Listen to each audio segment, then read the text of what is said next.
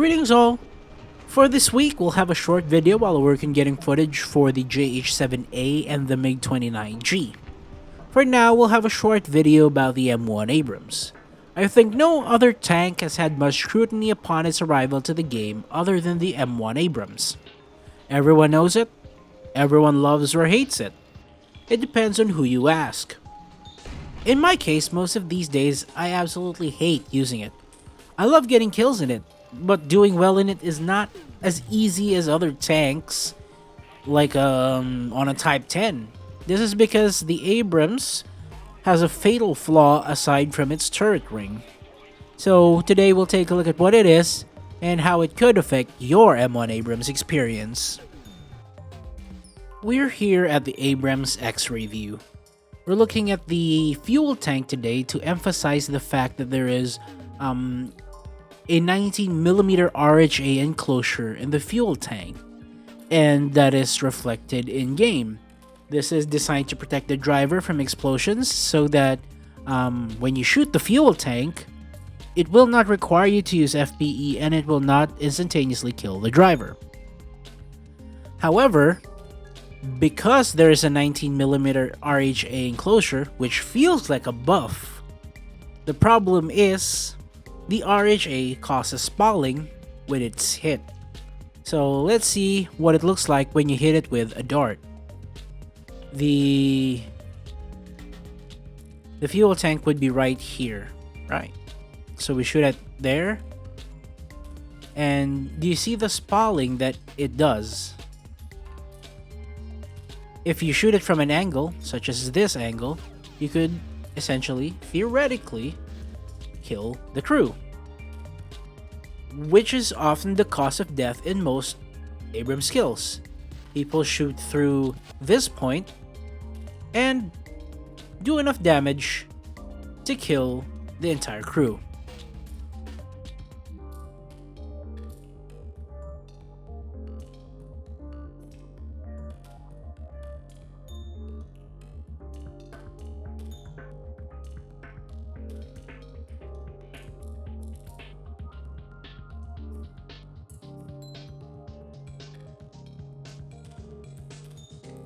Unlike in sometimes Chinese tanks and Russian tanks whose fuel tanks explode, sometimes when the stars align. Anyway, this is because fuel tanks aren't coded to spall, and they catch spalling, so when APFSDS rounds pen the front armor and spall, the fuel tank will catch them and the dart won't spall until it hits another RHA plate. How do we know this? Well, we can take a look at the Type 10, Type 10's fuel layout and show you how that thing works, because that one doesn't have an RHA enclosure.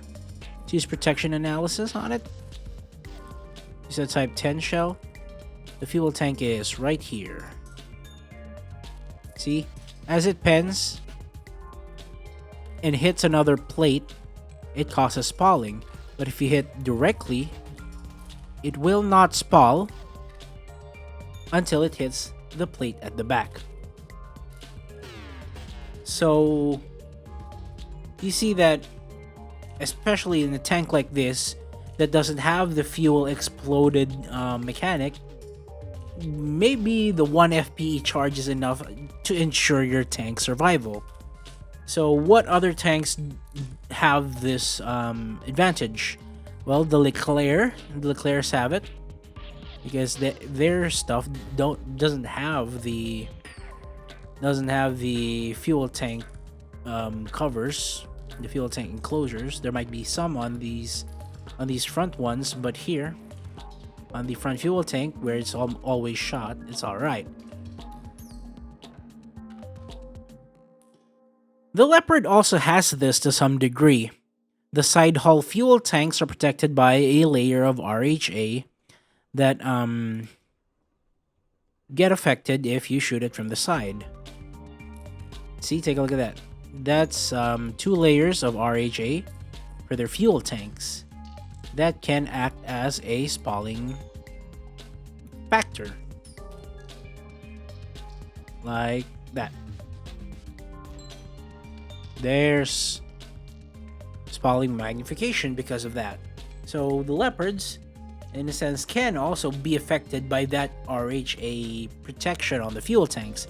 Yes, it won't need FPE, but it's still causing spalling within your crew compartment. Abrams tanks and War Thunder are in this weird place where it has a lot of good offensive characteristics. It has a powerful shell, high mobility, and decent gun handling, but it has some of the worst defensive characteristics. It has a human loader, therefore an interruptible reload, glaring weak spots, and the crew is just compacted enough to be in the spall cone most of the time. Not quite glass cannon, not quite Sherman Jumbo as well. To borrow a turn of phrase from individuals that are much younger than myself, they are considered mid. Compared with the T-80 BVM, where it trades most of its good offensive characteristics for better defensive characteristics. The autoloader means you can't interrupt the reload by taking out the loader. The Contact 5 and extra plating on the front means there are less pronounced weak spots in the front, and there's the undying issue of side shots with Soviet tanks. So what can be done to fix it? Pretty much just that RHA 19mm enclosure should have way less spall than it currently does. By adding this feature in its current state, it pretty much avoids fuel tank explosions, but it magnifies damages done by AP shell shooting through the fuel tanks. On Soviet tanks, this is only an issue when shot from the rear. The RHA plate separating the engine deck from the crew compartment is what the shell acts on to produce spalling to kill the crew. So in its current case, the War Thunder fuel tanks allow you to get away with absolutely bad shots like this and still kill the crew. Well, that's it for this video. See you in the next one. This is the Dr. MD. Godspeed.